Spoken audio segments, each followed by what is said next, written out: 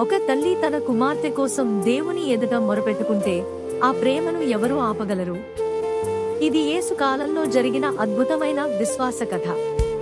ఒక సిరోఫెనీషియా దేశానికి చెందిన స్త్రీ ఉంది. ఆమె కుమార్తె దుష్టాత్మ బాధలో ఉన్నది. దీనికి పరిష్కారం కోసం ఆమె యేసు వద్దకు పరుగెత్తి వచ్చింది. యేసు మొదట ఇలా అన్నాడు, ముందుగా ఇశ్రాయేలీయులకే నేను పంపబడ్డాను, పిల్లల ఆహారాన్ని కుక్కలకివ్వరు. కాని ఆ స్త్రీ వినయంగా జవాబిచ్చింది, ప్రభూ, కుక్కలు కూడా యజమానుల బల్ల కింద పడే తుక్కులు తింటాయి. ఆమె మాటల్లో ఉన్న వినయం, విశ్వాసం యేసును కదిలించాయి. యేసు చిరునవ్వుతో అన్నాడు, అమ్మా, నీ విశ్వాసం గొప్పది. వెళ్ళు, నీ కుమార్తె స్వస్థమైంది. తాను ఇంటికి తిరిగి వచ్చి చూసేసరికి ఆ అమ్మాయి పూర్తిగా స్వస్థత పొందింది. దేవుని ముందు నిజమైన విశ్వాసం ఎప్పుడూ వృధా కాదు. మన సమస్య ఎంత పెద్దదైనా మన విశ్వాసం ఇంకా పెద్దదిగా ఉండాలి.